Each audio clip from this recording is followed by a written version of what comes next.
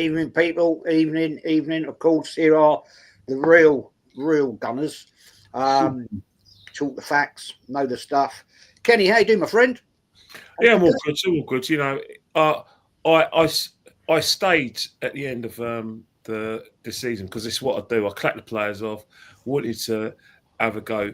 I wasn't in a rush, so I stayed around. I saw things that it should be we discussed yesterday, and it's just to say, and the minor thing is that you don't take much away. What we took away from the lack of appreciation is that there was no trophy to parade. There was nothing to get excited about. So if you left, it wasn't personal. It's just that people thought, what am I staying for? It's the end of the season.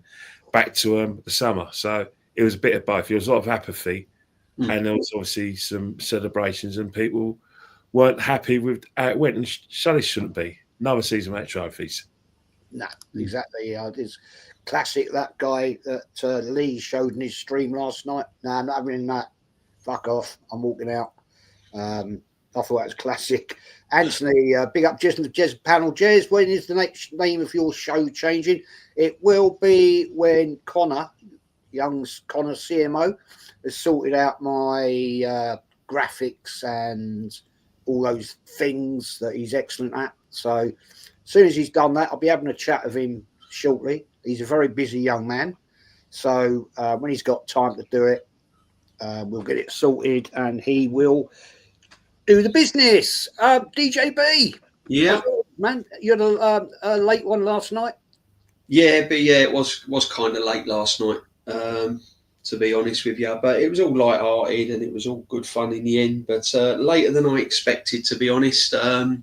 I'm paying for it a bit today, so I'm going to have to rein these at late nights in. I think the odd one here and there is all right. What are you doing? I thought, what's going on here? No, this can't be right. Yeah, I know, crazy. I was getting up to get ready to go out, and you were still live. I'm like, yeah, I know, crazy. But yeah, no, I'm okay. I'm a bit tired, but like Kenny, I was going to stay. I had a little clap for the players because some of the players have give it their all this season. But as soon as he announced Mikel Arteta, I had to exit the stadium, I'm afraid. I've just felt let down. I've felt really flat this season. And I couldn't face it. And that's unusual for me. Normally I'm quite upbeat. I did stay last season when he announced, when he done his announcement. And I was all up for it this season, to be honest with you. But yeah, it is what it is. I'm looking forward to the end of the season, Jez, to be honest. I'm really looking forward to the end of the season. I can't wait for the Southampton game to be over. And we'll see what the summer brings. That's all we can do, my friend. Yeah, that is true. Yeah. Guys, Lawrence has come up with, I remember this. Winter Slag beat Arsenal, UEFA Cup. Do you remember it, guys? I do. Yeah. I think, didn't they merge with Bruges? Belgian team, weren't they? They did merge, didn't they? Can't remember what year it was. But Winterslag, they had financial problems, didn't they? And they had problems with their ground, apparently. Something like that. I thought it was FC Bruges. I might be wrong on that one. Big up, William. Lawrence. Lawrence Emmanuel was asked about being on the stream because we speak quite a lot. Yeah, because he goes back a long way as well. He's the same era, but he's from a Muswell Hall boy. Hill. Yeah, so Lawrence, man, if you want to join, I might be doing a stream Thursday night, 8:00 with DJ and Shane, Irish Gooner, and Lee. Or if you can't do that one, then next Tuesday, the weekly old school. I was going to ask you guys a question. Sorry, Lawrence. Sorry, but this is a historical question. Do you guys remember a French side, and they used to be massive back in the day, Racing Club Paris? Yes, I do. Yes, I do remember them. Yeah, Racing Club Paris, yeah. Yes, I do. That's it, yeah. I don't know. Are they still around? Or I don't know. Were they gone? Mm. Don't know. I do remember the name. Mm. Remember the name? Yeah, I do. Anyway, let's get into this, guys. 91-92 season, last season of the old Division 1 back in the day. Previous season, Arsenal nearly got unbeaten. Unfortunately, the loss to Chelsea was a bit of a shame, but there we are. This season, Leeds United won it, the last team to win the old Division 1. Arsenal came fourth, Man City was second, Sheffield Wednesday were third, as we remember. But debuts. A certain Ian Wright scored in his debut, as we remember that one. The player I can't remember, Jimmy Carter. Jimmy Carter. Yeah, sent shivers down your spine. He didn't he? Weren't really one of the best signings, was he, Jimmy? I've got to be honest. Didn't really hit the ground running, did he? He was never an Arsenal player. He was kind of a Division 1 sort of top player at best, really. Do you remember the thing with Jimmy? Jimmy was kind of the Carl Jenkinson of yes, of his day in the 90s. Jimmy was actually a fantastic footballer for Millwall, and he got his gig at Liverpool. You know, didn't really get gel too much with Souness. There was actually a game against Chelsea where he came on as a substitute and he was substituted in the same game in the 1991 season. That's after Dalglish left. So he was playing on Souness and he came to us. He's a local boy from Islington, and he, along with what we didn't realise is that him, Ricky Hill, I think Robert Rosario were the first South Asian footballers to play the game. A lot of people didn't realise that Jimmy Carter is come from South Asian heritage. So Ricky Hill, everyone thinks that he's a black, but actually his father was South Asian Jamaican and his mum was black Jamaican. Rob Rosario, I believe, came from Asian background as well, from London, Hammersmith, and Jimmy Carter. So the first, what people didn't realise, they were the first South Asian footballers to play in the top leagues. Wow. I That's a good stat. I remember about him. And of course, we have Ray Parler. Yeah. Debut. Pat Liderson, Pat Liderson, Swedish player. Oh, very important in our story, you know, the George Graham story. Very important. Yeah, I mean, Lawrence says I'm on a debate with Egal on Thursday because I didn't like the way he disrespected Kenny. Fair play. I think Kenny can defend himself, to be honest. But Egal came to the game and I missed him by about 5 minutes. He was desperate to go to the club shop to get his new shirt. Yeah, I see that. Yeah, I see the picture with Dan Potts and stood next to the cardboard cutout of a certain Arteta. Yeah, I remember that one. Yeah, I saw that. But this season, after our great season the season before, we sort of like died off a bit. Yeah. We did. Steve Morrow made his debut. Yeah. Neil Hart, what was his name? Neil Heaney.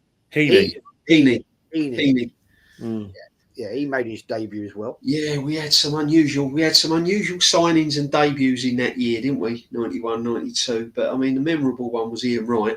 And we had departure as well, didn't we, guys? Michael Thomas joined Liverpool in late 91 after falling out with George Graham, and it actually scored some very important goals for Liverpool. Obviously, scored in the FA Cup final for Liverpool. It was a season where, for some reason, we found ourselves in transition, which we didn't need to have. We were the best team in the country. When you talk about the 91-92 season, you have to talk about the game in the Champions League against Benfica. Remember Isaias, Benfica smashed us at Highbury 3-1 after extra time. Yeah. 1-1. We drew one all away, didn't we? We drew one all away. Kevin Campbell got the goal. Kevin Campbell scored one of the goals. Yeah. The goal. It was a very professional performance, but set in the second leg at Highbury, Benfica just played us off the park. I mean, that's a good point. Colin Pates. Yeah, I remember Colin Pates. I remember Siggy Johnson. He looked very talented when he first came. You know, blonde haired, tall, looked good on the ball, but he kind of petered away. I mean, he had a good touch on him, Siggy Johnson, and he was highly rated as well. There was a few clubs in for him. I think Man United were in for him as well at one point. Yeah. And we've got Sheffield Wednesday. Yeah, but again, he never really kind of. And I think a lot of these players during that time, as Kenny said, because we were going through the transition, we didn't know whether to stick or twist at the time. You know, there were certain games we looked really, really impressive in, and there were certain games we looked really, really poor in. And I think certain players that made their debut during that time were kind of struggling a little bit to try and find their way. I mean, we all know about Ian Wright, because I think a lot of the dynamics changed when Ian Wright came to the team. You know, I thought so. Yeah. Kevin Campbell obviously was kind of a casualty of Ian Wright coming to the club, massive casualty. And Kevin never really kind of settled when Ian Wright came, which was a shame. God bless him. The football seemed to change as well. We started to use Ian's pace a lot, so we were starting to bypass the midfield. And it was a funny time. I mean, we started the season. I think we drew against QPR 1-1. And then we lost. We lost against Everton and then Aston Villa. So the first three games we looked really kind of ordinary. We only had 1 point on the board after the first three games. So the season didn't start very well either. So it was a funny. Well, we had that awful, didn't we? Charity Shield against Tottenham 0-0. Yeah, shared it. I went to that game, and it was the most boring game. Yeah, shockingly poor. Awful, wasn't it? It sort of put it out there for the rest of the season. Really, I think for a North London derby, it was very, very poor. It was definitely felt like a pre-season game, that Charity Shield. But I second what DJB says. Yeah, I remember us actually going a goal down against Queen's Park Rangers. Dennis Bailey scored a volley, and I think it was Lee Dixon equalised for us. And then, you talk about the game against Everton. You know, I think Ward. You know, like I said, Ward scored one of the goals, and then Aston Villa, they absolutely smashed us to pieces that game. Yeah, we lost 3-1 in both games, didn't we? Yeah, 3-1 Everton, 3-1 against Aston Villa. Yeah, but then we played Man City. We won against Man City, but it was scrappy game. It was, and then in between that, Michael Thomas's last game, we lost to Coventry. Remember when Lee Dixon scored one of the best own goals of all time? The kick. When he David Seaman. David Seaman, and I think it was one of those things where it was very, very stop-start season. Obviously, we talk about the Champions League going out to Benfica, and then dropping points. And I think at the time we sold we bought Ian Wright, but there was a lot of apathy because I can't speak for you guys, but I was actually quite perplexed by why we didn't, because Kerry Campbell was banging goals in, Alan Smith was the top goal scorer. Why did we need Ian Wright? I don't think we needed Ian Wright, because without, and it's not a dig at Ian Wright, because he was one of the best ever strikers we ever had, and probably will ever have. But at the time, we didn't know at the time that the way we played would have changed. It wasn't apparent quite early on, because when Ian Wright came to the side, his first game was against Leicester City in the League Cup, scored with virtually his first touch at Filbert Street, got the ball, turned shot from about 20 yards into the back of the net. And in his next game, is Southampton. He scores a hat-trick. Yeah. And Rocky gets one of the goals. So you think it's all well in the hood. And then obviously there's a North London derby. We beat Spurs 2-0. Campbell and Wright score. So even though Ian Wright was smashing the goals in, we kind of noticed that Leeds and Man United will run away from us. Is that it became quite apparent to me in November that we weren't going to win the league. Yeah, very good point. Yeah, I mean, Anthony says, question, Jez, is there a quiz coming up soon? There will be an end of season quiz. I'm up for that. I just got to set some dates up. Anthony, you tried. You got close once. Well, not close enough, but you got really close once. I'll get DJ in on that one as well. It'd be the football quiz. But I just need to set it up get Kyle on. Kyle's got to jump on, of course, for that one. And we get that done. I might be streaming that from abroad. So I need to look at that and set it up. But yeah, there will be there. Liam says, even fellas, late to the stream. Jezza, I didn't get a notification. I have it turned on. Yeah, that's YouTube, man. That is YouTube. I don't get notifications sometimes for channels I'm subscribed to, but it is what it is on that one. I'm sorry to say. There's a comment I was looking for somewhere. Big up Rashid, and now I've lost it. Yeah. Anyway, before we go further, and I'll put DJ in on this one. I'm only 42 away from 7K, people, to smash those. Come on, smash them. Let's go. Yeah, I want to get that done before I go to France. Yeah, but anyway, DJ, we mentioned that start of the season. Yeah. It wasn't great. No. And it seemed to pave the way that we were going to be a bit up. Yeah, it down. It wasn't, not after the season we had, the great season we had before. No, but we went through a spell where we beat Crystal Palace 4-1. And then I think we played Austria Wien or Austria Vine and we won 6-1. Austria Vienna. And then Sheffield United 5-2. And then we thought, oh, you know, we've turned the corner here. The goals are flying in. And then we went to Leicester away and we drew 1-1. And then it kind of... It picked up again because then we beat, you know, and then we lost away to Austria in that 1-0. And then we went into kind of October, November. And I remember that era, that autumn of that season. And we were struggling. You know, we drew 1-1 against Man United, which was a good. Then we drew 1-1 against Benfica. Notts County, we beat 2-0. And then we lost 3 games on the bounce.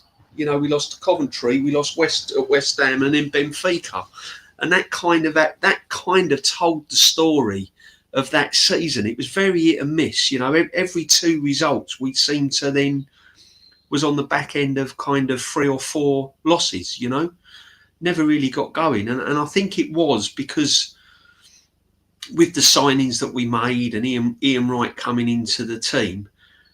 A lot of the people, especially around where I used to be at the time, were kind of questioning was Ian Wright the right man, or, you know, has he upset the apple cart here a little bit, you know, similar to kind of today, really, you know, was there certain players happy with it and stuff like that. So, yeah, it was a funny old time. And then we got through the autumn.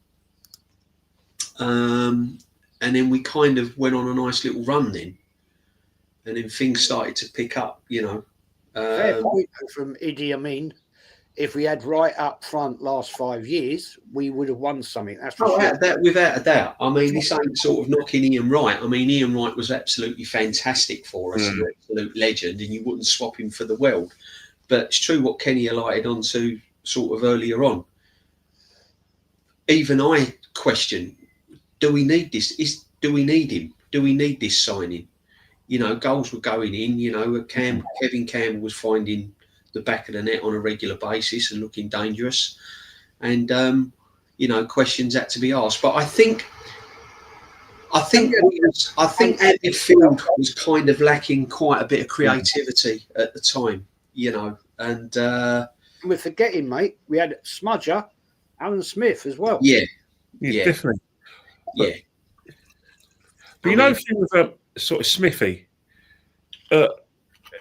you talk about a season and we sort of segue in because we're going it really slowly. Believe it or not, it was stop-start and stop-start. When you go through autumn, you get into like December. Obviously, when you talk about December, you talk about the North London derby, beating Tottenham 2-0. Ian Wright and Kevin Campbell score goals. And then, one of the things Arsenal fans don't like to talk about, but we have to talk about it. Not the Wrexham Cup, Wrexham. Yeah. We have to talk about that. We have to talk about it. Well, we like it or not, we have to talk about it. We have to talk about the fact that we actually were a goal up. Yes. And then out of nowhere, Mickey Thomas, free kick, 20 yards out, smashed it past Dancy. And then there was another young geezer. I don't know. Thing is, you should remember his name because it goes down in folklore where he scores, he makes it 2-1. And then, but what people didn't realise, we had the ball in the back of the net in injury time, and the referee disallowed it for a foul. He did. Now, Yeah. if VAR was around that time, that would have been a goal. That would have been a goal to Arsenal. I remember that. Remember that? We had the ball in the back of the net. Yeah. The ball in the back of the net. Racecourse ground. What a shit. Disallowed, but we don't know what it's disallowed for. I'll never forget that, and the scenes then were just incredible. And then after that Wrexham game, we were struggling to score. Our next two games we drew 0-0. That's right. Yeah. After that, and then we lost 2-0. We went 3 games and we hadn't scored. Yeah. But do you know what I mean? We Aston Villa 0-0, Queen's Park Rangers 0-0, and then we lost to Liverpool 2-0. Yeah, so Ray Parler's debut, he gave away a penalty. Yeah, he did. He went flying in, didn't he? Who did he bring down? I can't remember. I think he brought. I don't know who he brought down, but all I know is that Jan Moble scored the goal, and in the last bit at the cop end, Mark Walters made it 2-0. Yeah, Mark Walters made it 2-0, and then from then on, we had a game in Man United at home where Rocky got one of the goals. Yeah. Won. I think we drew the leads, and then for some reason, Kevin Campbell and Ian Wright became kind of a partnership where we just went on a mad run. The shackles came off. Crazy. Who did we smash 7? Who did we get 7? Sheffield Wednesday. Going into this last end of the season. Sheffield Wednesday, wasn't it? If you see some of the Sheffield Wednesday game in February 1992, we beat them 7-1, and some of the best goals you ever see. You saw Paul Mercer chip from 25 yards. Yeah. Kevin Campbell chesses it, turns, and volleys it in the top corner from 20 yards. Yeah, and it was just one of the things. We went right, and then obviously there was a game on Easter Monday that time, and Anders Limpar lobbed the Liverpool goalkeeper. Who was it? It was a ginger guy who played in goal for Liverpool. Ginger. He's not Bob Boulder. He's I'll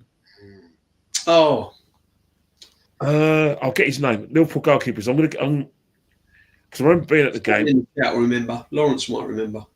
No, I'll get it up. Liverpool goalkeepers in the 90s. But we beat Liverpool at home towards the end of the season 4-0. I remember that. And we played some lovely football that game. When we beat Liverpool 4-0 that season at home, the football we played was just brilliant. It was silky. Yeah. Silky. I mean, since the Man United game 1-1, we didn't lose a game. Mike Cooper. It was Mike Cooper who's in goal. Hooper. That's it. That's it. You got it. Yeah. Because Grobbelaar was injured that time. And he got locked on Easter Monday by Anders Limpar. Yeah.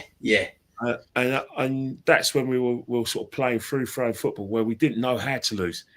We didn't, even if we tried, we were playing attacking football where obviously the pressure was off. We weren't going to win anything, so George Graham just took the shackles off. Shackles. You know what I mean? Yeah. True. Big up Rich 99 Arsenal. Go and subscribe to this young man, this channel. talks the facts, this guy. When I see some of these Arteta puppets going on TV and don't even know the basic questions where we got Wenger from, true, it's disgusting when you three are talking facts and history. Yeah, well, a lot of these people, my friend, are fakers. Do you remember the Nottingham Forest game as well? In that, towards the end of the season, 3-3. Yes. Who scored the? Was we 3-1? Was we? No, we wasn't. Was we? I can't remember how the game went now. It was both teams. It was both teams like let the shackles off. Dixon scored a penalty. I remember that. Yeah.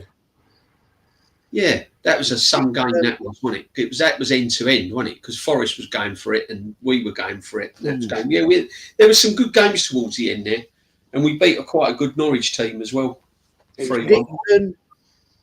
Dixon scored a penalty. Yeah. Adams scored. I don't know. I think it might. If I remember rightly, it was Merson. If I'm right, I might be wrong. Some game that was. That was a game and a half. Yeah. Lawrence says, lads, who would you say would be your top 4 wingers for the club? For me, it would be Armstrong, Marinello. Oh, I don't know about Peter Marinello. Brian Marwood and Anders Limpar. Nah. Yeah. For me, it'd be Perez. I always argue with Lee. I still think Perez is the 4th best player that's ever played for this football club. I do as well. As much as Lee is a massive fan of Alexis Sanchez, and so we all should be. Yeah. Perez for me was levels above Alexis Sanchez in terms of like his decision making. He had the individual talent to win games on his own, but he had the better decision making as well, and he was more of a team player and more effective. Whilst Alexis Sanchez was, I say it respectfully, he was a big fish in a small pond, which we became under Arsene Wenger. But Perez, definitely up there. But I think when you talk about genuine wingers who put the crosses in, Lawrence is right. Lawrence is right up until a point that Brian Marwood, if you want like your kind of your Monday to Sunday winger, down the line, puts crosses in, just hits the byline, crosses in, and provides a direct centre forward service, then Brian Marwood has to be up there because the wingers, a traditional job for a winger is to provide service and score goals. And Armstrong was good at that as well. I mean, getting back that season, I think we scored quite. Believe it or not, I think we scored like 81, 82 goals that season. We were top goal scorers that season. 80 goals, but we can set 47. Yeah, 47. We weren't. People were saying about George Graham. Didn't give much away and solid at the back and all of that. That season, that sort of defied all them sort of odds. Really, we let in 47 goals that season, which was quite a lot for a George Graham team. Let's move it on. Let's move it on to the next season, 92-93. Not a good season. 10th. Well, but we won the FA Cup and the League Cup against Sheffield Wednesday. So would you say, Kenny, that was a good season? At the time, yes, it was, because at the time, like cup finals, cups had value, and it wasn't a good season for Arsenal. The reason why I wouldn't say it was a good season for Arsenal, because let's not forget that we were the bookies' favourites to win the first Premiership on the basis of how we finished the 91-92 season. We were the top goal scorers. Ian Wright was scoring goals for fun. Kevin Campbell was playing his best football. He wasn't a situation where Kevin Campbell felt marginalised. We still had Alan Smith to come off the bench or to challenge. And what we didn't have at the time, we didn't realise at the time, is that we bypassed the midfield a lot. But we still had Merce in the side. We still had Anders Limpar, although he was on the wane a bit. But at the time, if you asked anyone, Andy Gray, when he first did his Sky sort of broadcast, said Arsenal were the favourites of the title, and he basically pinpointed Kevin Campbell to be the star of the season because he thought Kevin Campbell played like him, strong, held the ball up, good in the air, and like I said, he shoots on sight, and that's what Kevin was. Unfortunately, when you look at that season, Jez, you're 100% right. It went wrong. Whatever went wrong. You think about it. First game of the season, 2-0 up, comfortably beating Norwich. They win 4-2. Mark Robbins gets a hat-trick. Yeah. You can't get worse than that. And then obviously, you had games against QPR. Yeah. Blackburn away after that Norwich game. Blackburn at home, Gallagher and Kevin Moore and Ian Wright having their Wimbledon 3-2. Losing North London derby to Spurs, and it was a case where it became very clear to me, anyway, that again we weren't going to win the title. But what was alarming is that I didn't think we were going to make Europe because at that time Queen's Park Rangers were going strong. Les Ferdinand was stop scoring. Spurs were looking a bit stronger than us as well. Sheffield Wednesday was strong, didn't they? Ended up 5th, QPR. Yeah, for QPR ended up 5th. So that when you think about that season, remember there was a game at home to Liverpool. We lost 1-0. Yeah. So it was a game. We were hard to beat, but we just couldn't score. If Ian Wright didn't score, it was like kind of game over. And it was that time where it became pretty clear that when I was watching us play, I said, "Where's the midfield?" I saw the defence. I saw Ian Wright. I saw Paul Merson, and I saw occasionally Alan Smith when he played and Kevin Campbell when he played. But I didn't see. I just saw a midfield of Ian Selly and David Hillier. I didn't see him. Yeah. And we brought back Martin Keown as well from Everton. So that was kind of midfield. I was thinking, how are we going to win football matches? We couldn't rely on Ian Wright to win us the games. But saying that, one of the things that a lot of Arsenal fans didn't agree with at the time was that was the season when David Rocastle was playing for Leeds United. Yeah. Because we sold him. So when you talk about Andy Linnigan, do you rate him? Andy Linnigan was a good substitute. Yeah, he was good. He was good off the bench. He was good.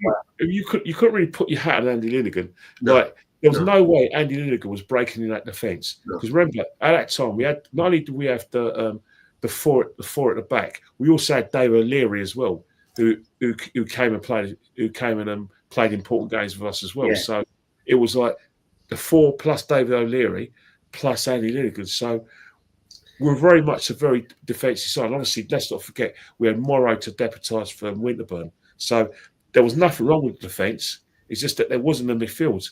And at that time, Blackburn was strong.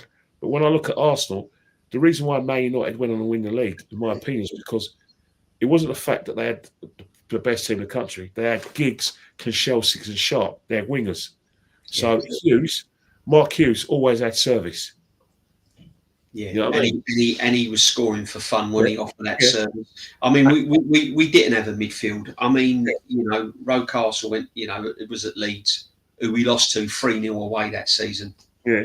And, that was a tidy game. But, it was a really funny. I mean, even down to when we beat Millwall in the Cup, it went to penalties. That's it, yeah. We knocked them out on penalties, and we was very lucky. We was very lucky on that. Millwall probably was the better team that day. David Seaman saved us that day, innit? Yeah, 100%. So we was onward Kenny. You looked at the midfield. It was like Selly and Hilliard, David. They weren't really what we needed. It was very, very weak. Sorry, cutting. I bet one thing. We didn't mention Johnny Jensen's first season as well. Johnny Jensen, yeah. It was, John Jensen. Yeah. John Jensen, yeah. And that's the infamous Millwall game. The infamous game on that one. Wayne says, Jez, saw a photo early in the 30s, Ted Drake being carried off the pitch unconscious. They brought him back onto consciousness and sent him back on the pitch where he scored 3 goals. That is very true. Yeah, very true. That did happen. That did actually happen. Obviously, I wasn't there, a bit before my time. But what Arsenal did that season was the first time Arsenal went to both domestics, cups, FA and league, against the same team and won them. Never happened before, so that was a good record, not like the ones that we break now. This current manager, but it wasn't the greatest of seasons, guys. No, but we did win both them cups, and it was. Yeah, no, sorry, Jeff. I mean, this is where you have to then swing it back to the manager. This is why this is why George Graham, for me, is the best manager Arsenal's ever had. Because even though that season was pretty poor, well, it was poor. I think we only scored like 40-odd goals that season. No, 38 goals, mate. Yeah, it was poor all round. What you've got to realise is, he then goes and wins the cups, So he obviously worked it out that, unfortunately, the league wasn't really going to plan. And he probably worked that out within the first sort of 10 games of the season. And he went for the cups. And let's be honest, when we won that cup against Sheffield, that was a very good Sheffield Wednesday team. And they were favourites. I think they were favourites going into them cup games. They had some great players. They had, I think they had Waddle, didn't they? And John Sheridan. Yeah, if Anderson was playing for them that day. They had some good players. Carlton Palmer. Palmer, he's good. Oh, what a player! Yeah, they had some really good players. So we were the underdogs. But what he done, he kind of played to his strengths. So he nullified their top players. It weren't pretty. It wasn't pretty, but it was kind of dogged, if you like. He went defensive a little bit and bit sort of getting them on the break and stuff like that.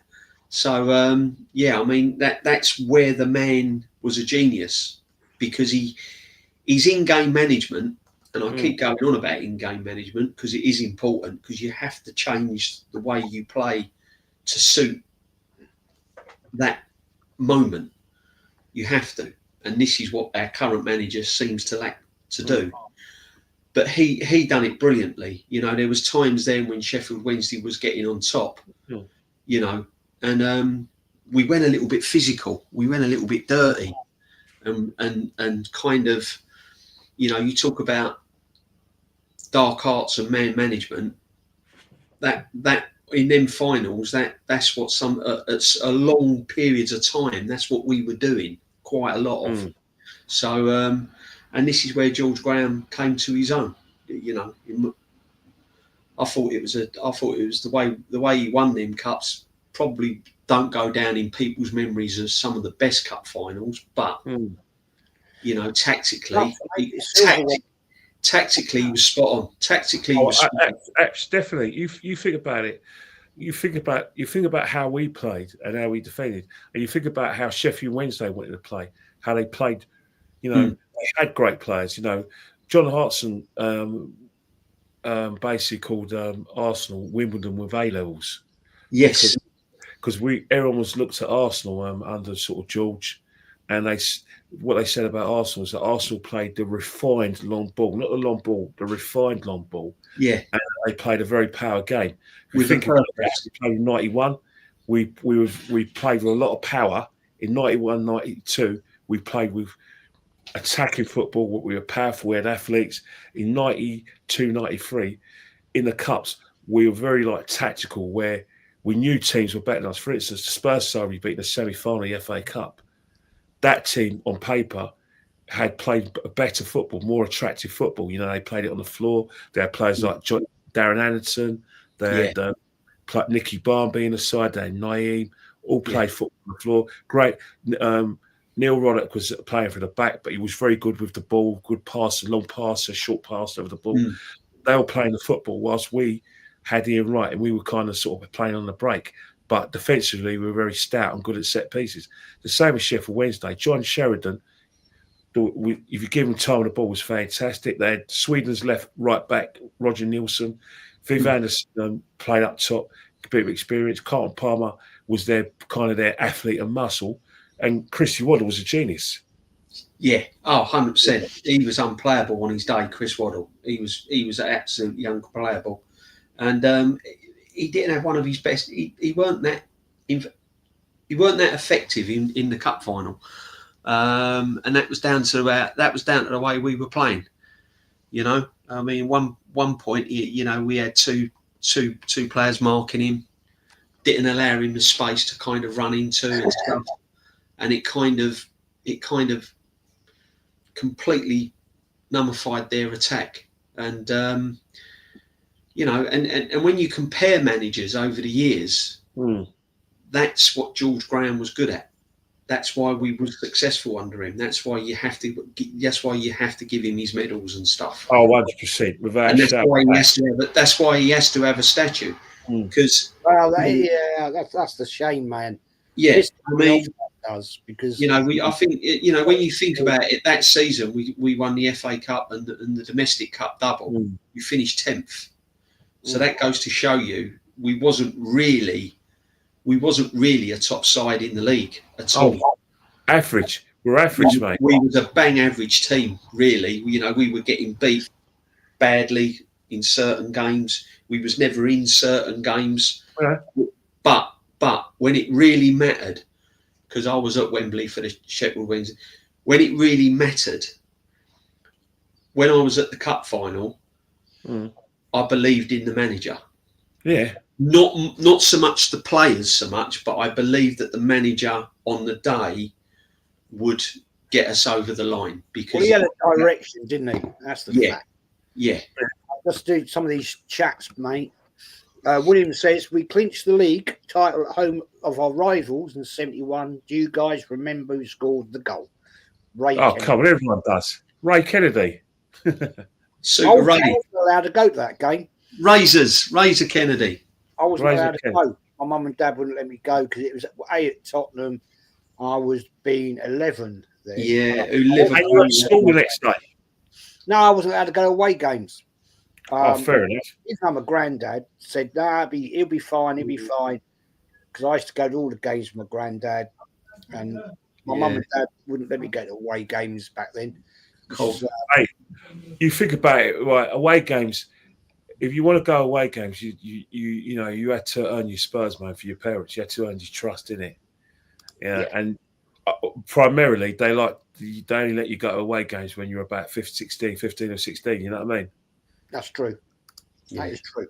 My first away game at Tottenham, I think I was 70. I think I was 14. I think I was 14. I went with my granddad. But the only reason I went to that game, right, this is true, my sister and I were staying at our grandparents up in Gillespie Road because my mum and dad had gone, my dad had to go to America and my mum went with him. And so my granddad said to me, "Oh, we're playing Tottenham Saturday." I went, "Yeah, I know." And he said, "Come on, we'll go." Oh, brilliant. I said, "No, Mum won't like it." And he went, Don't tell her." Anyway, this is true. Got home. Then my parents got home and we also went back to my parents' house. Yeah. Mum said, "What's this?" I said, "What do you mean?" They were on the coffee table was my programme, Tottenham Arsenal. She went absolutely mental. Her dad, my granddad, he copped it, man. He copped it. "You've taken them to bloody Tottenham. You've gone up the away game. I told you you're not allowed," and all this and all that. And yeah. Okay. Right, let's move on. 93, 94. Yeah, sorry, mate. I got that when I went to Stamford Bridge once. My dad at the time, he said, if you go to Stamford Bridge, you'll never go football again. Because Stamford Bridge was a nasty place to go. When they started singing there was only one way out, trust me, there was only one way out. The away fans and the home fans went out the same entrance. And it was only the police. It was only the police horses down the middle that separated the two crowds.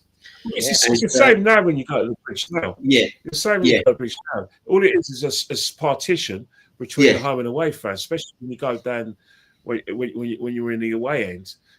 You still have to walk with the home fans towards like the like the Chelsea hotel bit, like their 1905 bar and club where their dignitaries go through and some of the players come at the entrance. You still walk together, but however, Chelsea these days, and I say it respectfully, they tend to have fans with 2.4 children, a bit like us. Their fans come to the same sort of like economic background as us.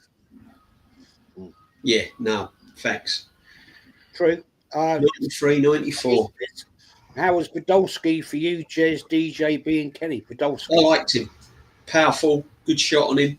Ran into the channels, but, again, he was like Marmite, wasn't he? You either liked him or you hated him. There was no in between with Podolski.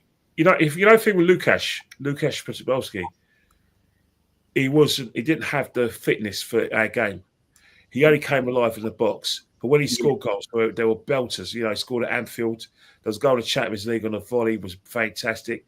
But you looked at Lukasz Podolski, and you think, you know what? You get excited because you remember you used to watch him play for Germany in the cup competition, in the World Cups, and Euros, and the amount of goals he used to score. Him and he was just like fantastic for Germany in those tournaments.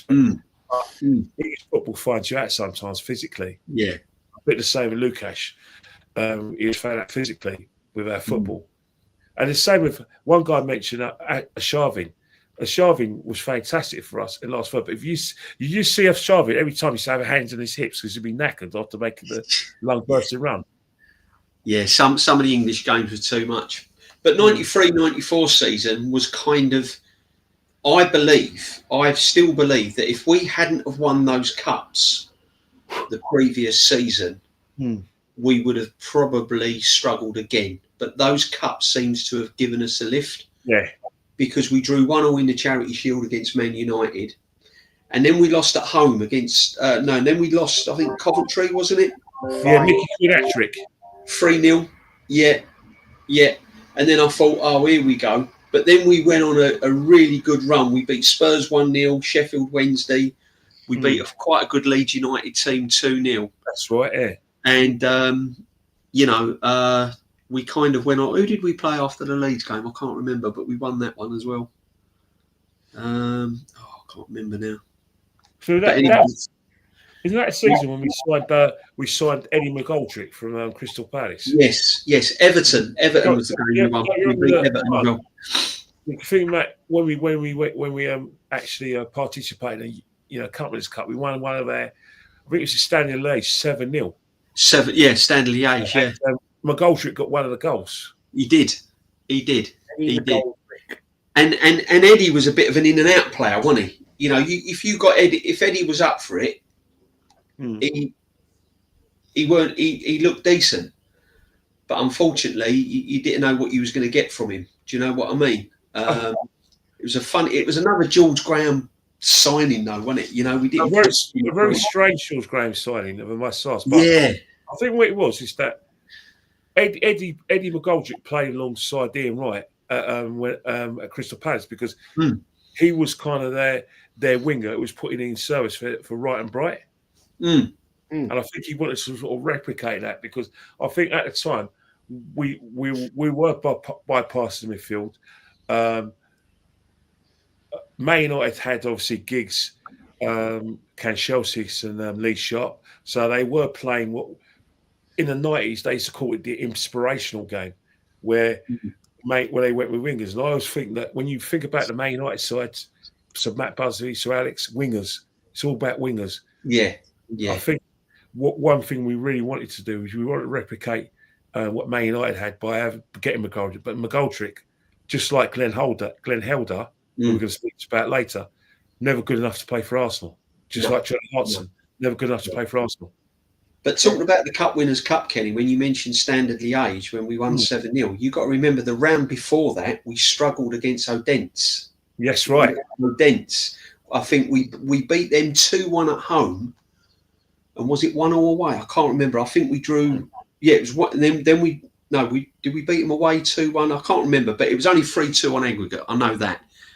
And we struggled. We really struggled. And I'm thinking, we're going out early here.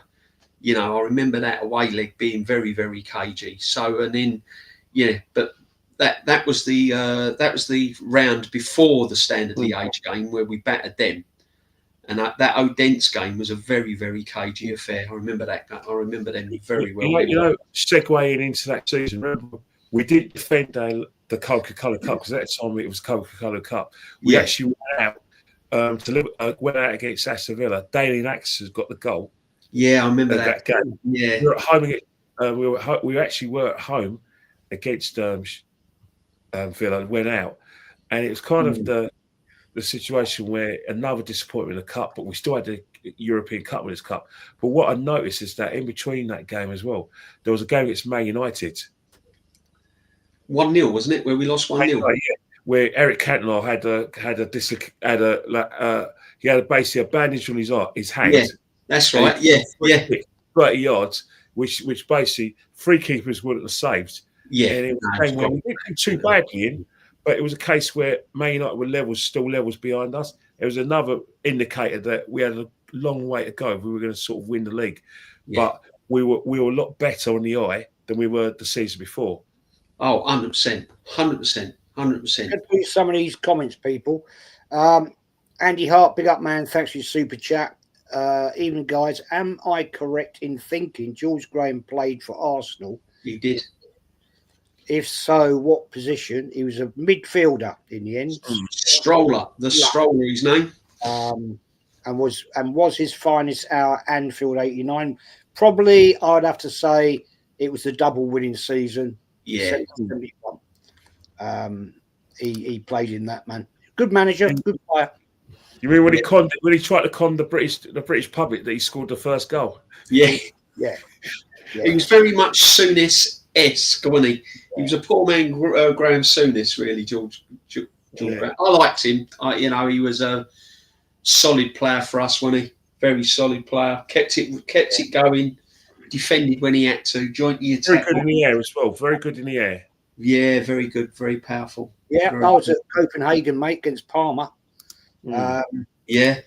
That was I've got the well, you can't see it obviously, but on my wall up here I've got the famous Alan Smith goal. That was an awkward time over there because all the shenanigans that used to go on back then. Yeah. Being away from home, especially, was not great because you don't know where you are. It wasn't the best of the best. No.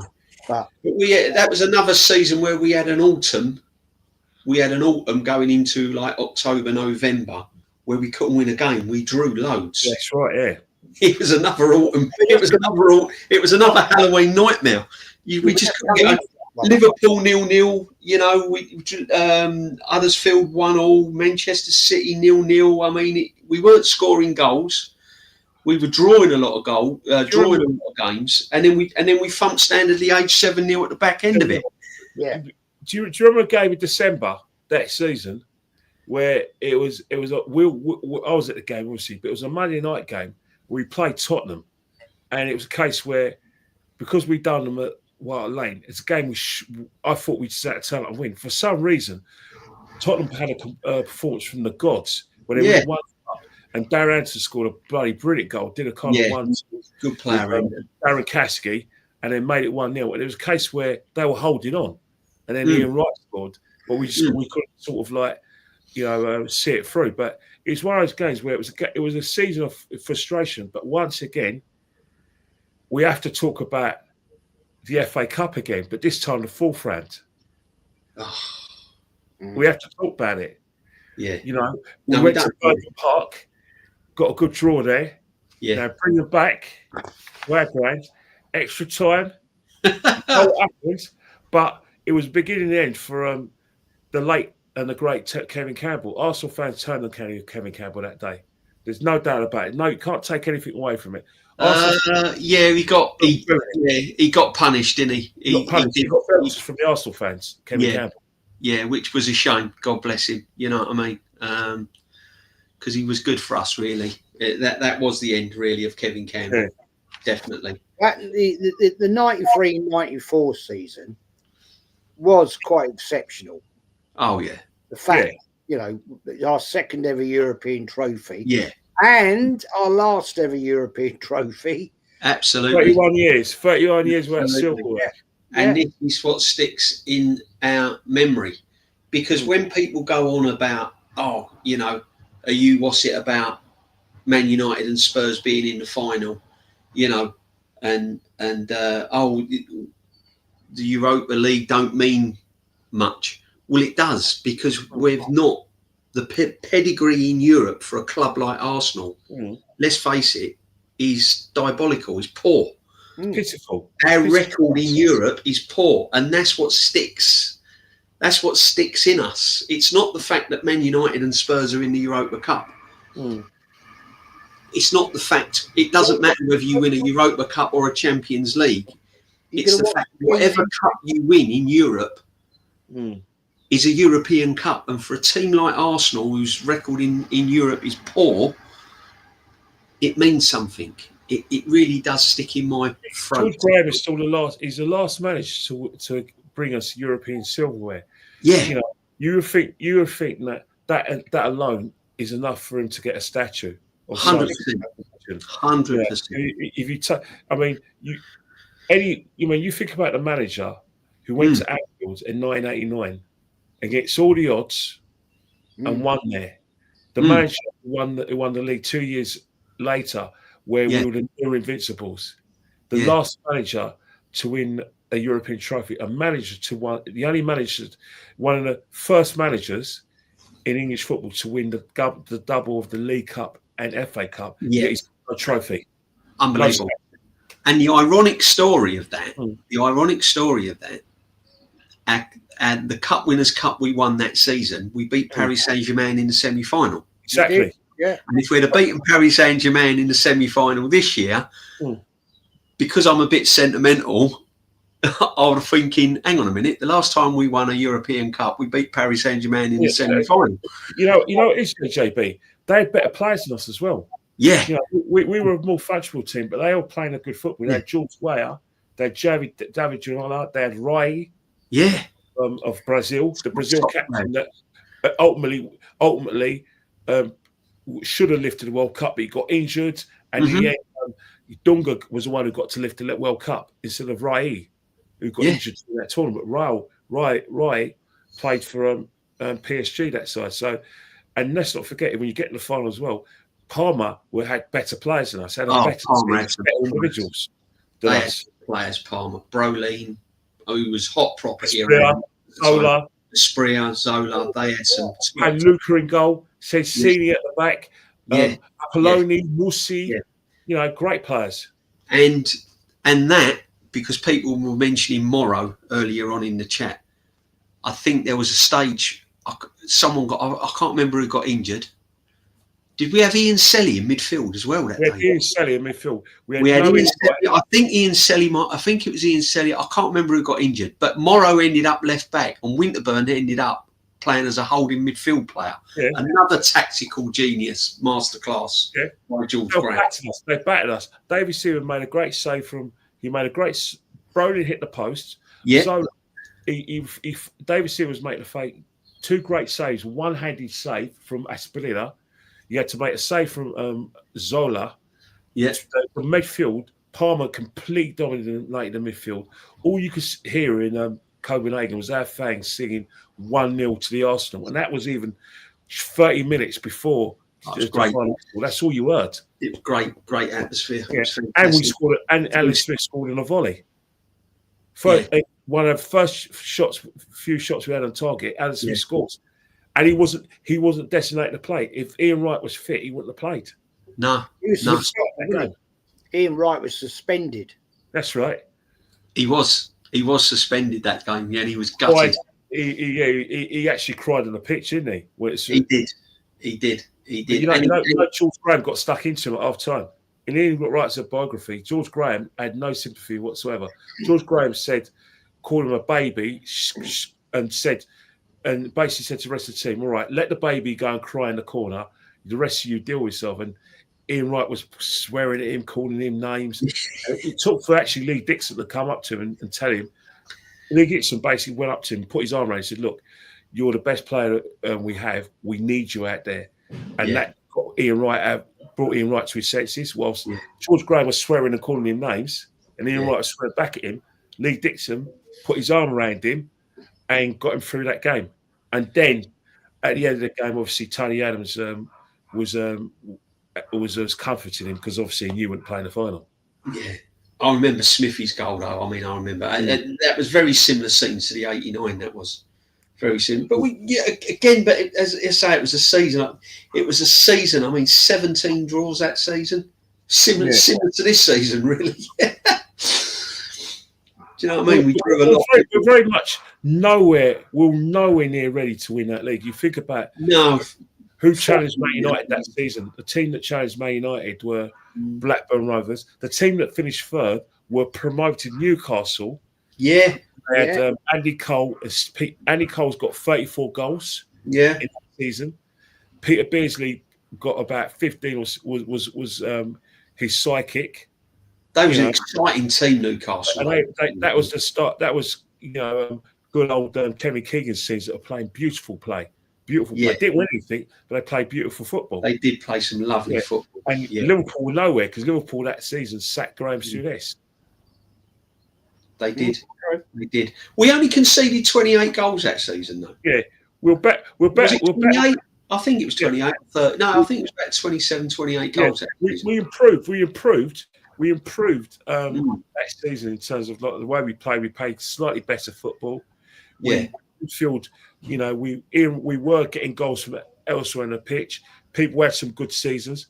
However, we were light years away from challenging for the league. We were, and we won the European Cup Winners' Cup. But that was the season that obviously we won the Cup Winners' Cup, and I was over the moon with it. But that was the season when I thought we should have really pushed the boat out and got some big signings in to push for the league, because we needed it at the time, and we never really, I think we needed two big names at the club. Sadly, guys, from a footballing perspective, and it's not a nice thing to say because he's clearly for me the best manager I've ever had. But George's time was coming to the end. The football under George was getting better. It was getting poorer. And it was a case where George was coming to the end of his time. And I don't think it had anything to do with what we're going to discuss this next season, because when you talk about 94, 95, you could only ever discuss the business side of things and where it went wrong for the business side of things. But you have to talk about the football. That's where it began to go wrong. You mentioned two key players, Paul Lyderson and Jonny Enson. Now, those guys, for footballing discussions, they're a footnote in Arsenal's history, but they're actually responsible for what happened in the next season. Yeah, true. That's absolute fact. But I want to try and get this to the end today, because I know, Kenny, you've got stuff to do with the good lady. So we're going to move this on. Actually, hang on. What's going on with this chat now? What the hell's happening here? Yeah, there we go. Jamie says, "Come on, you Spurs. Do we dare? Do we dare?" I mean, hopefully not, mate. But I'm being nice. Come on, United. Hopefully not. But I've got this feeling. The way this season's gone for Arsenal. Seeing Palace win the FA Cup as well, which big up Palace. I was pleased they done it. It's just been one of them seasons. Liverpool, their manager walking in the front door and going out the back door with a Premiership trophy. I've just got this funny feeling Spurs are going to win. I really have. I've got this funny feeling it's going to be the final. Please no. You know what? A lot of Arsenal fans, I'm not going to admit they're going to watch the final. But if you go on social media, Arsenal social media, they'll be commenting about they're going to. No, sorry, Jamie. I don't want you to see any glory, because let's face it, right? A lot of Arsenal fans are like I said, they're conflicted about the teams they should hate. It's only ever been you guys. I'm sorry, I'm from Islington. I was brought up to hate you guys, and it's never. I don't hate Man United. I don't hate Liverpool. I don't really hate Chelsea. I just hate you guys. No, I listen. Spurs to me. Sorry, Spurs to me are my rivals. Man United is my history hatred. I think that's the best way to put it. Man United is history hatred. Spurs are my rivals. I always agree with that. Just tribal. It's Man United. Back in the day, were our big rivals. Yeah. Back in the Wenger era. It's always been with Tottenham tribal. It is tribal, and go on, Kenny. Jez, you've got to remember one thing. If you're from London, I know. London, or you're from anything, this is what happens, right? And I think this Spurs Chelsea fan, Jamie. I know Jamie. I grew up with Jamie. He's also Robbie C as well. But Jamie will know this, because we grew up in the same part of Islington as well. Even though he supports Tottenham, biggest active treachery ever. So I'm exposed. But basically, the situation is, if you lived in Andover Estate, your enemy was 6 Acres Estate. And then if you're from Hornsey Road, you didn't like people from Holloway Road. It's how we were brought up. You don't like your neighbours, or if there was a certain part of Andover Estate, you had the Hornsey Road part of Andover Estate, and then the Finsbury Park side of Andover Estate. Never got on. We were never friends. We used to all fight each other. We went to places. One end of the estate went to Paul's Park. The other went to the estate, went to Montham. Montham, Paul's Park don't get on. We all went to the same place, but we didn't get on. That's Arsenal Tottenham for me. Yeah. No, it's true, Kenny. It is true. It is true. I can't have Spurs winning. As much as Man United are my rivals, and I love getting one over on Man United even to this day, I can't have Spurs winning it. I really can't. Unfortunately, But if it happens, it's going to be the worst season. If it happens, it's the worst season for me. And if it happens, it will definitely be the worst season, 100%. For a long time. Yeah. Andy says, mate, thank you for your super chat again. In my opinion, George Graham just pips early Wenger as my favourite best Arsenal manager. Just a shame how his Arsenal career ended. He deserves respect. I don't agree with that. I agree. I mean, he did silly nonsense, but I'm just going to put this out there right now. You are telling me, right, the two people at Tottenham at the time, right, Alan Sugar, right, multi-millionaire, right, he didn't become a millionaire from a barrow boy, right, trading his wares down in the markets to being a millionaire without being corrupt. Come on, it doesn't happen. It don't work in the real world. You and I, Kenny, DJ, we've lived in the real world, right? It don't work like that.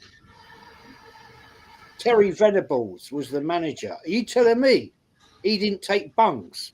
That guy was dirty. Let me say something like that. That guy was dirty, and I'll tell you why that guy was dirty. That's the reason why Alan Sugar got rid of him. Alan Sugar was advised by, if you look at, if you watch The Apprentice, some of those advisors were the ones who, one of the advisors, the woman on Apprentice, and we're talking about The Apprentice when it was on 2 years ago, she was the one who actually advised Alan Sugar to get rid of Venables. And the other one with glasses, the guy who looks really stern, Nick, he was another one who was telling Sugar get rid because he's dirty. Terry Venables was dirty. God bless his soul. He was dirty. That's why he's with him. And there's evidence from like TV shows and documents to show he was he's a piece of work. He was fleecing Tottenham for every penny they could get. I'm sorry, but that's a fact. 100%. And it went on in all football. It's just unfortunately George Graham was the one that got caught. Unfortunately, it was everywhere. And listen, you can say what you like about how it all ended. When he was in charge of Arsenal Football Club and what he won, what he did with the players he had, the money he spent, the players he got from other teams, players you probably would struggle to get in a lot of Arsenal teams after the George Graham era, was just phenomenal. You have to respect that. You know, it's DJB. You think about the 94-95 season. It was, from a footballing point of view, it's a waste of time, with the exception of the exception of our league run into the European Cup Winners' Cup. Yeah, it was clear at that time that George Graham's mind was elsewhere. George Graham's mind was defending himself. Obviously, the key moment of that season was when we played Brombu in the European Cup Winners' Cup, and all the directors from Brombu wanted to come to the game at Highbury because they wanted to know where their money went.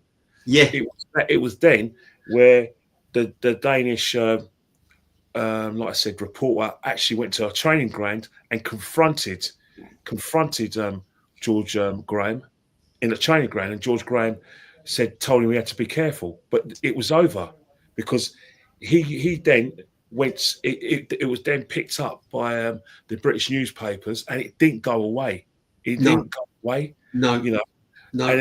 And then George Graham's only words were, it was not a bunk, it was an unsolicited gift.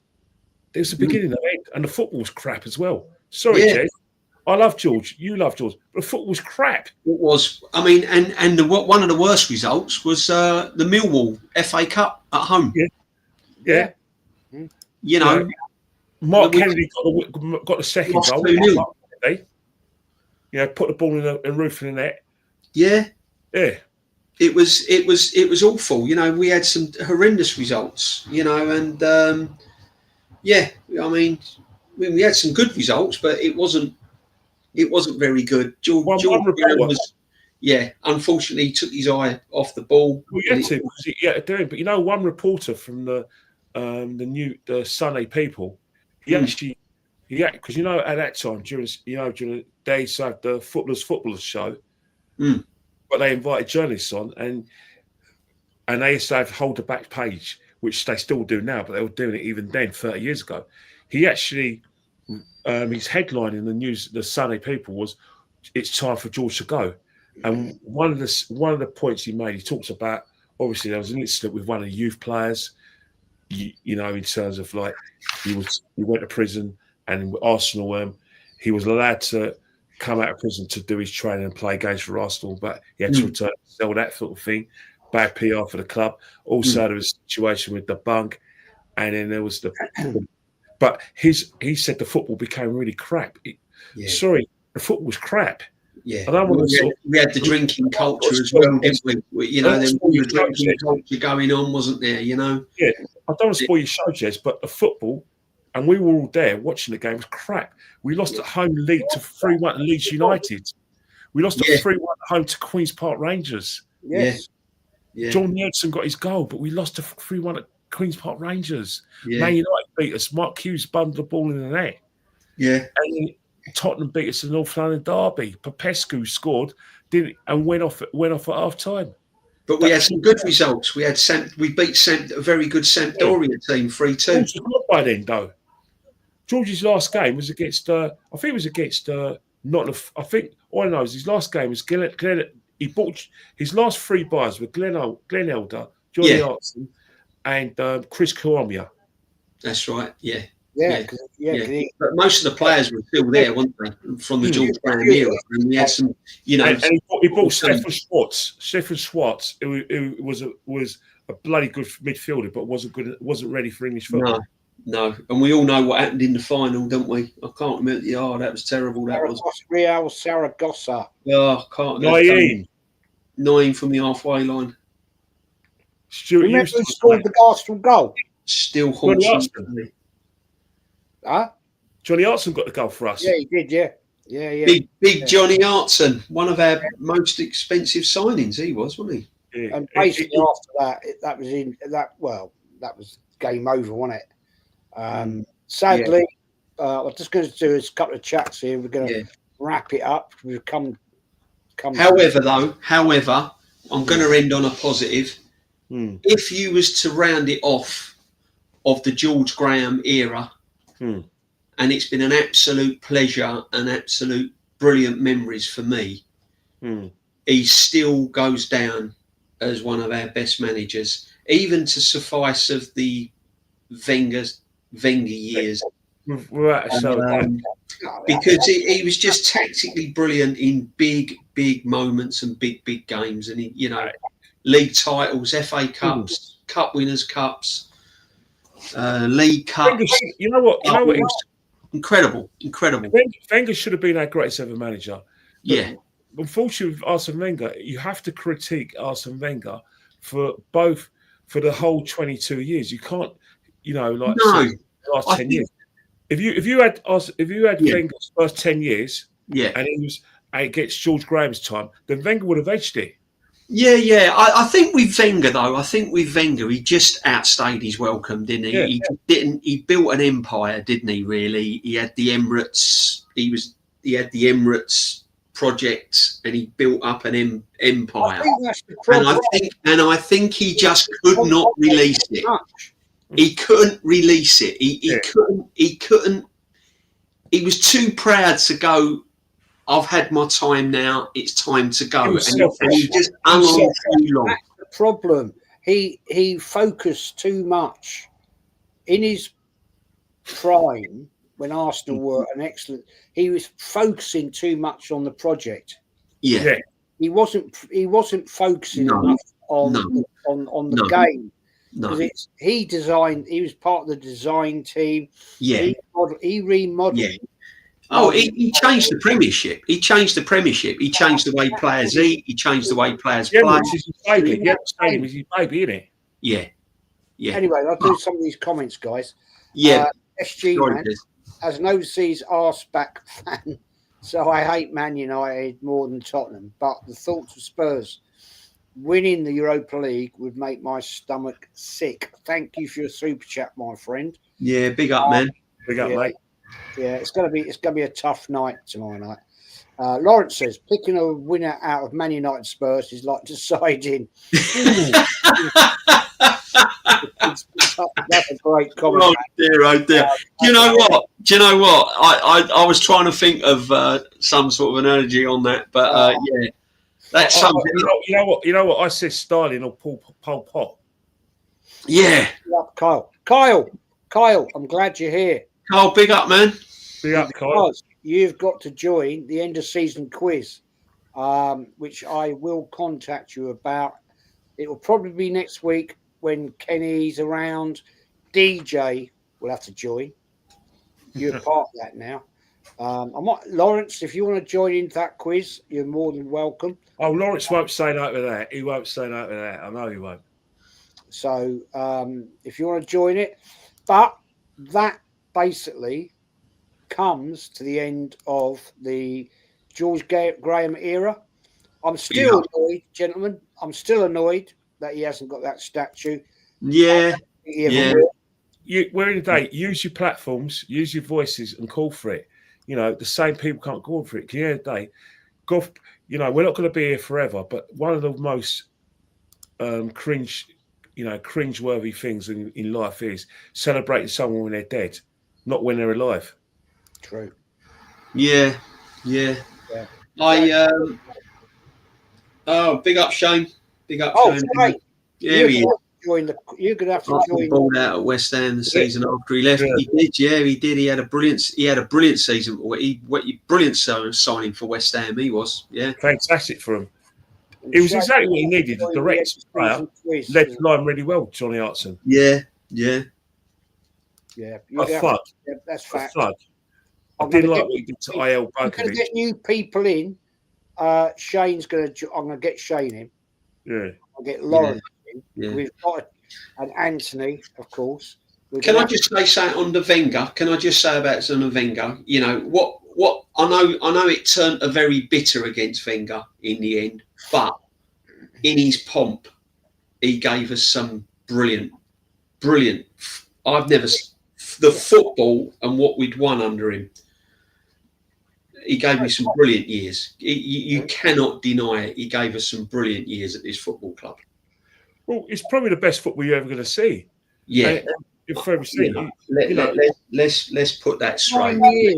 9 years, and pretty much he won flawless everything that he could have won. Yeah.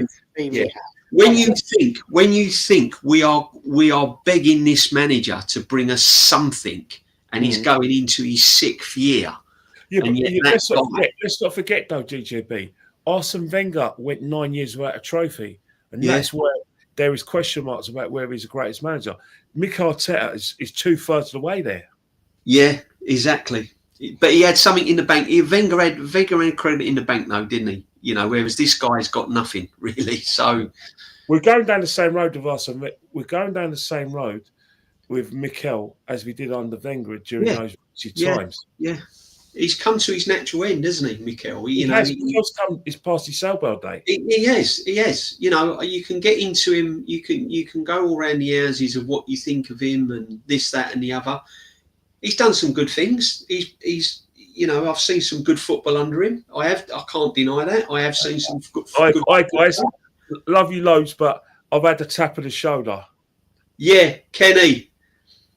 Big up, man. Listen, I'll see you Friday for my 2nd ever live show. Definitely. Well, we've got a lot to talk about, my friend. I'm off to dinner with the wife, and then we got Dan at 10. But it's next week. If you've got a quiz, please don't leave me out of it. I've already got the quiz done, man. Yeah, I definitely fancy my chances again. We're going to have a new contestants, Shane, Lawrence, if he can make it, Kyle, of course. And the only thing is, Jez, as I said to you before we went live, Thursday, I'm going to have to let you know on that because I might have to. Do family duties. Yeah, bye, Kenny. Enjoy your evening, mate. Thinking of you, buddy. All right. Take care, man. Have a great night. Bless, my friend. Bless. Big up, man. This is a good question here. BTG. Why did they call Arsenal 1-0 Arsenal? Actually, that didn't come from George Graham. No, it didn't. That actually came from a manager in the 60s. Actually, he I forget his name now, but he actually stated it's 1-0 to the Arsenal, and that's where we want to be. That's fact. That is fact. You can Google it. There we go. But it was under the George Graham years 1-0 to the Arsenal because it was the great defence we used to have. But there we go. William says, Wenger got us a lot of good memories. The football was a joy to. Yeah, it was exceptional. Jam 236 2025-26 crop yield forecast. Well, yeah, we'll see. Yeah, it was George Allison. Well done. Yeah. Kyle, yes, it was. It was George Allison. And be up, Lawrence. Lawrence will be there for the quiz. It's going to be a good quiz, this one. Because there's going to be some challenges in here to challenge the King, Kenny, to take his trophy. The only person that's ever done it is Kyle. He took his trophy once. No, it wasn't Billy Wright. It was George Allison. It was. BTG says he used to knock about that saying, thanks for that. I thought it was because of Graham. No, it's an old saying that came from George Allison's team. It was George Allison, the manager, actually said it. 1-0 to the Arsenal, and that's where we want to be. But anyway, DJ, you got your channel going, man? Yes, I have. Yeah, the Arsenal Huddle. Sub and subscribe and come and have a look. See if you like it. If you don't like it, fair enough. I'm just dipping my toe in the water and see how it all goes. I just like talking about football. I like talking about this great club. So I'll have different guests on every now and again and talk about what's going on. What's the show this Friday, man? What's your show? Yeah, this Friday I'm on with Kenny Ken at 6:30. I had the wonderful Jezza on my first show along with Aaron as well, which was brilliant. So this Friday we're going to have Kenny Ken. And we'll see how it goes, my friend. And then you'll see me around the streams. You'll see me around doing different streams and stuff. So, Yeah, again, Jez, big up, my friend. Thank you as always. It's an absolute pleasure, my friend, to be on this History Channel. It's one of my, I've got to be honest, it is probably my favourite slot of the week, to be honest. I love it. Absolutely love it. Thank you, my friend. It's you and Kenny that make it, and other guests that do occasionally come into it. I'm just going to... Oh, Anthony's going to take the crown this time. He's confident. Yeah. And big up the chat as well. Big up the chat. I enjoy our little community that we build up on the History Channel as well, because it is memories, and it's a lot of the memories and a lot of this great club over the years means something to individual people. You know, whether it's George Graham, whether it's Wenger, whether it's Bertie Mee, you know. It doesn't matter. Terry Neal, even, you know, it's true. There are moments. That is so true, my friend. Big up to Pronoun Dilemma. Thank you for your super chat, my friend. Irish Liverpool here, but love listening to you guys chat about the old days. Yeah. Did either of you see Liam Brady play at Highbury? Oh, mate. I saw that man loads of time. In my top 5 greatest Arsenal players of all time. Always. I totally Liam Brady. One Absolutely. Of the greatest midfielders. That guy was immense. I've been privileged enough to meet him on a few occasions. Very nice guy. Yeah, absolutely lovely man. Yeah. And thank you for your super chat. What's the name of the show, DJ? The Arsenal Huddle. The Arsenal Huddle. There you go. Yeah. Mama's put it in the chat for us. It's on the chat. Yeah.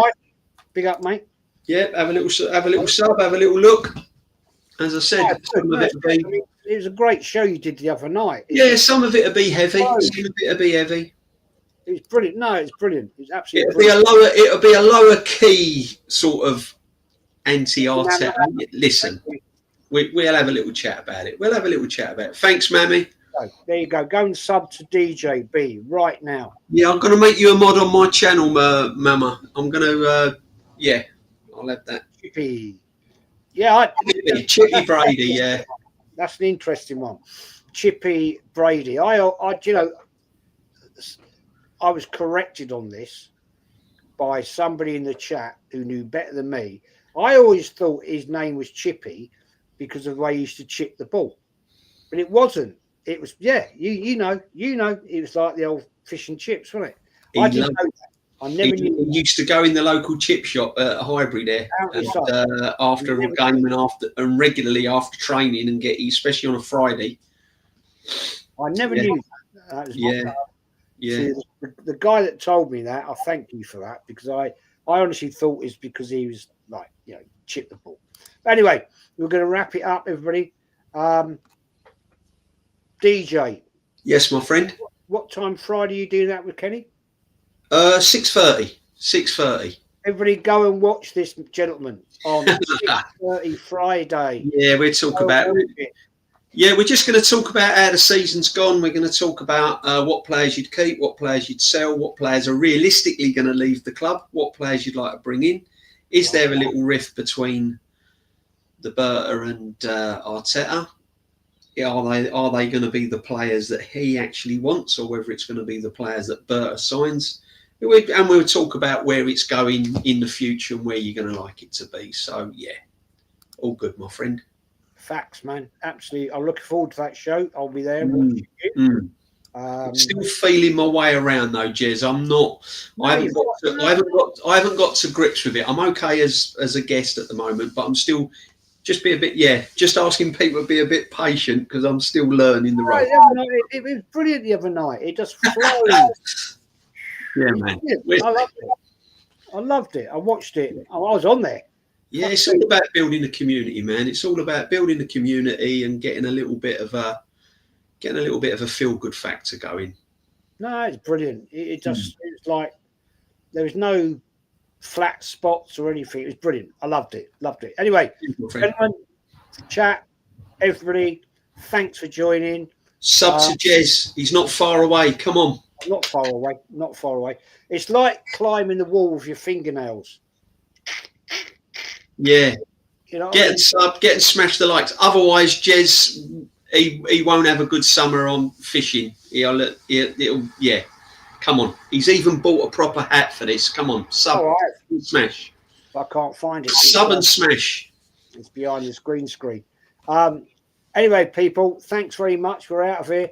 I'll do the outro and have a great weekend. Southampton away, last game of the season. Yeah. Thank Nothing on it. Nothing on it. Thank God. Take care.